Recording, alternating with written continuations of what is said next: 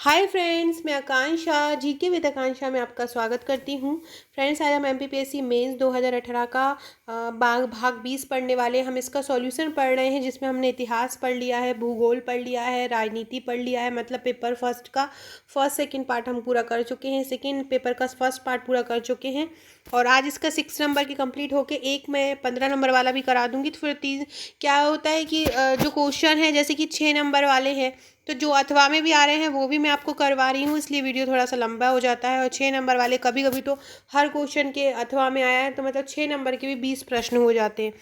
क्या आपको solve paper करना क्यों ज़रूरी है? क्योंकि फ्रेंड, कोई भी एग्जाम हो, जैसे कि ये आप सपोज कीजिए ये क्वेश्चन है मध्य प्रदेश लोक सेवा गारंटी अधिनियम। अब मध्य प्रदेश लोक सेवा गारंटी अधिनियम हमारे सिलेबस में है।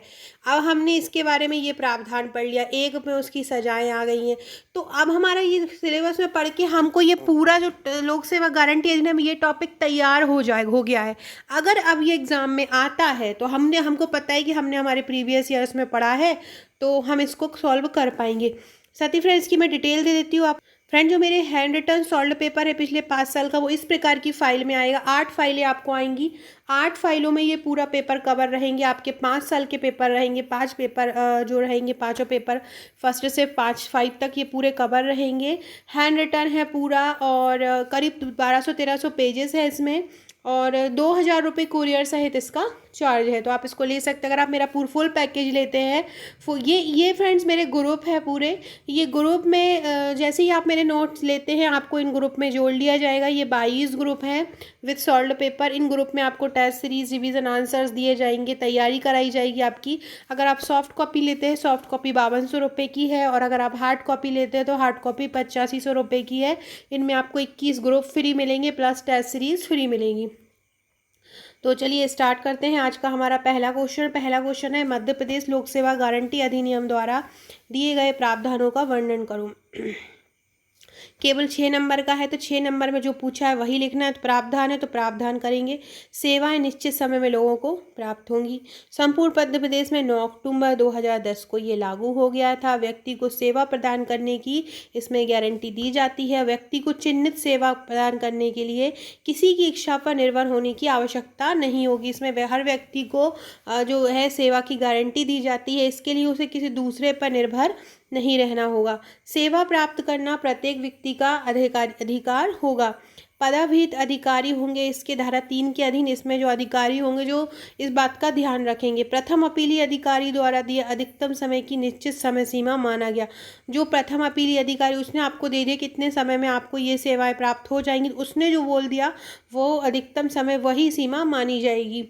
राज्य सरकार द्वारा समय समय पर दी गई समय जो सीमाएं हैं उसको अधिसूचित कर सकेगी। राज्य सरकार भी समय समय पर जो भी सूचना दी जाएगी उसको अधिसूचित कर सकेगी। प्रथम अपीली अधिकारी जो रहेगा को और जो पदाविहित अधिकारी होगा, दोनों को निश्चित समय के भीतर सेवा करने का अधिकार आदेश दे सकेगा। मतलब जो प्रथम अपीली अधिकारी है, वो दूसरा जो अधिकारी है जो उस पद पर आसीन है, उसको ये बोल सकेगा कि आपको ये इतने समय में आपको सेवा देना है। प्रथम अपीली अधिकारी विनिश्चय के विरुद्ध द्वितीय अपीली अधिकारी को ऐसे विनिश्चय की तिथि से 60 दिन के अंदर द्वितीय अपील की जा सकेगी। जब अपील अधिकारी अगर नहीं देता 60 दिन के पहले 60 दिन तक, तो फिर दूसरी अपील कर सकते हैं। द्वितीय अपील अधिकारी सेवा प्रदान कराने के आदेश के साथ शास्ति भी, मतलब अगर सेवा प्रदान कर रहा है तो उसके साथ कोई शास्ति भी उसको अधिरोपित कर सकेगा। तो इस प्रकार से मध्य प्रदेश लोक सेवा गारंटी अधिनियम में हमको 6 या 5 नंबर में प्रावधान लिखने हैं। तो जो मुख्य प्रावधान होंगे वो हम इसमें वर्णित कर देंगे। नेक्स्ट क्वेश्चन पढ़ते हैं। नेक्स्ट क्वेश्चन है, मध्य प्रदेश की साझा चूल्हा योजना क्या है, इसके प्रभाव का वर्णन। ये फ्रेंड हमारे इसमें भी आ गया है, पॉलिटी में भी, क्योंकि महिला बाल विकास विभाग द्वारा जारी है। मतलब सेकंड पेपर में भी आ गया। और ये वाला जो क्वेश्चन है वो आपका थर्ड पेपर में भी आ सकता है, ऊर्जा वाले टॉपिक से। तो मध्य प्रदेश की साझा चूल्हा योजना का आरंभ कब हुआ था? आरंभ 1 नवंबर 2009 को हुआ था। और इसका विभाग कौन था, किस विभाग ने इसको आरंभ किया था? महिला बाल विकास विभाग द्वारा इसको आरंभ किया गया था। तो आरंभ 1 नवंबर 2009 को महिला बाल विकास विभाग द्वारा इसको आरंभ किया गया। ग्रामीण क्षेत्रों में 3 से 6 वर्ष के बच्चों को ताज़ा पका हुआ भोजन उपलब्ध कराने की पूरक पोषाहार ये योजना है। क्या है? ग्रामीण क्षेत्रों में 3 से 6 वर्ष के बच्चों को ताज़ा और पका हुआ भोजन दिया जाए, ये उपलब्ध कराने की ये एक पूरक पोषाहार योजना है। तो सबसे पहले इसे कब आरंभ किया गया? 1 नवंबर 2009 में। विभाग कौन सा है? महिला बाल विकास विभाग है। ग्रामीण क्षेत्रों में इसे 6 वर्ष के बच्चों को ताज़ा पका भोजन उपलब्ध कराने के उद्देश्य से इसे आरंभ किया गया। इसमें प्रावधान क्या है? प्रावधान क्या है?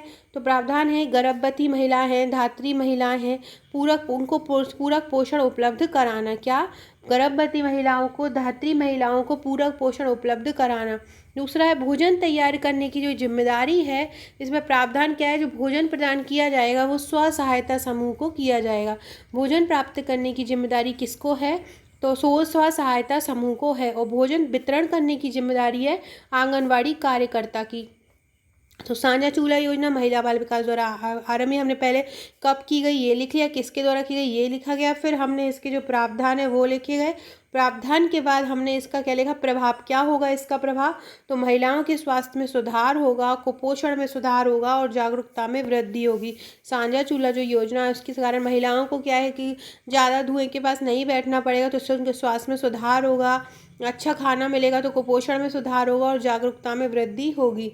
नेक्स्ट है आवश्यकता है महिलाओं को जागरूक करने की, शिक्षित करने की। आवश्यकता है महिलाओं को जागरूक करने की, शिक्षित करने की, ताकि इन योजनाओं का लाभ उनको मिल पाए। किसका लाभ मिल पाए?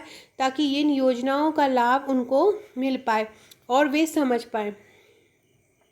सो फ्रेंड हमने क्या लिखा? हमने देखो हमने कितने अच्छे से उसको फ्रेम किया है। मध्य प्रदेश की साझा चूल्हा योजना कब आरंभ, विभाग कौन सा, क्या उसमें बोला गया है, फिर उसमें क्या प्रावधान किए गए हैं और फिर उसका क्या प्रभाव है। लास्ट में हमने निष्कर्ष लिख दिया। इस प्रकार से कोई आंसर का पूछा गया है तो हम उसकी हर चीज़ जो है छोटे छोटे तरीके में पूरी तरह लिख देंगे, मतलब संक्षिप्त में और पूरा लिख देंगे, तो वो आंसर बहुत अच्छे से सुंदर दिखने लगता है और वो अपने आप में कंप्लीट हो जाता है। अगला क्वेश्चन है सूचना प्रौद्योगिकी, ये 15 नंबर का क्वेश्चन है फ्रेंड्स, में हमको पूरा लिखना है। सूचना प्रौद्योगिकी के अंतर्गत विभिन्न अपराधों तथा दंडों की विवेचना करो। तो सबसे पहले 17 अक्टूबर 2000 को ये पारित हुआ था। कब हुआ था? 17 अक्टूबर 2000 को ये पारित हुआ था। इस अधिनियम के अंतर्गत अध्याय 11 में अपराधों की श्रेणियाँ बताई गई हैं। किस अधिनियम में बताया गया है फ्रेंड्स? ये मैं बहुत पास लिखती हूँ, मेरा पेज भी बड़ा रहता है। आप इसका आंसर को लिखेंगे तो करीब 3-3.5 पेज में आपका ये आंसर लिखाएगा। तो इस अधिनियम के अंतर्गत अध्याय 11 में अपराधों की श्रेणियां बताई गई हैं तथा उसकी शास्ति भी अपराधों के अनुसार बताई। कैसा दंड लगेगा ये भी अपराधों के अनुसार है। जैसे कि कोई व्यक्ति स्वयं या किसी व्यक्ति द्वारा कंप्यूटर प्रणाली में बदलाव करता है तो उसे 3 वर्ष की सजा तथा 2 लाख का जुर्माना है। कंप्यूटर प्रणाली में अगर बदलाव करता है तो क्या होगा? उसको 3 वर्ष की सज़ा मिलेगी और 2 लाख का जुर्माना लगेगा। दूसरा क्या है? कंप्यूटर से संबंधित कोई भी अपराध अगर कोई व्यक्ति करता है, जैसे कि वायरस डालना, तो सज़ा अधिकतम 3 वर्ष होगी और 5 वर्ष का कारावास का प्रावधान किया जाएगा। यदि कोई व्यक्ति कंप्यूटर के माध्यम से एक संदेश भेजता है जो आक्रामक हो और जिससे किसी को नुकसान हो तो अधिकतम 3 वर्ष की सज़ा हो सकेगी। कोई व्यक्ति यह जानते हुए कि कोई कंप्यूटर साधन चुराया गया है उसे प्राप्त करता है तो उसे अधिकतम 3 वर्ष और 1 लाख का जुर्माना देना होगा। क्योंकि फ्रेंड हमसे पूछा ही ये गया है, हमें सज़ा बताना है, दंड बताना है, तो हम वही लिख रहे हैं। जब कोई व्यक्ति कंप्यूटर के माध्यम से प्रतिरूपों द्वारा छल करता है तो उसे 3 वर्ष का कारावास और 1 लाख के जुर्माने की सज़ा होती है। जब कोई व्यक्ति किसी दूसरे व्यक्ति के गुप्त अंग तथा उसकी एकांतता का उल्लंघन करेगा तो उसे अधिकतम 3 वर्ष की सज़ा और 1 लाख के जुर्माने की सज़ा भी हो सकेगी। जब कोई व्यक्ति इलेक्ट्रॉनिक माध्यम से ऐसी सामग्री का आचरण करेगा जो कामुक हो और लोगों को भ्रष्ट करे तो प्रथम बार उसे 3 वर्ष की सज़ा और 5 लाख रुपए का जुर्माना लग जाएगा। ऐसी सामग्री का इलेक्ट्रॉनिक रूप से प्रदर्शन करता है जो लैंगिक कार्य को दर्शाता है तो प्रथम वर्ष में 5 वर्ष पूर्व का कारावास और 10 लाख का जुर्माना लगेगा। इसमें क्या है? इसमें 11 अध्याय हैं, 7 अनुसूचियां हैं और 90 धाराएं हैं जो कि वर्णित हैं। तो ये इसमें पूरे में आप इसको स्टार्टिंग में लिख सकते हैं, इसमें कितने अध्याय, कितनी अनुसूचियां हैं और कितनी धाराएं। ये धाराएं की जगह धाराएं कर लीजिए। तो इस प्रकार से फ्रेंड हम इस आंसर को लिख सकते हैं। पहले हम उसमें लिखेंगे ये कब लागू किया गया, इसमें धाराएं कितनी हैं, कितनी अनुसूचियां हैं, और उसके बाद इसमें किस तरीके से हम मतलब किस तरीके से हम उसमें सजाएं हैं और किस तरीके के दंड का प्रावधान है। इस प्रकार से हम अपने आंसर को कंप्लीट कर सकते हो। फ्रेंड्स, ये थे मेरे आज का आंसर। हमारे कल हम 15 नंबर का कंप्लीट करके फिर पेपर थर्ड स्टार्ट करेंगे। ये इस प्रकार के ग्रुप में आप जोड़ सकते हो। यहाँ पे आपको बहुत अच्छा रिविज़न कराया जाएगा। ये मेरा व्हाट्सअप नंबर है, यहाँ मुझे व्हाट्सअप करके व्हाट्सअप ग्रुप और टेलीग्राम ग्रुप से जुड़ सकते हैं। डिस्क्रिप्शन में भी आपको लिंक मिल जाएगा व्हाट्सअप का और टेलीग्राम का। Okay friends, thank you.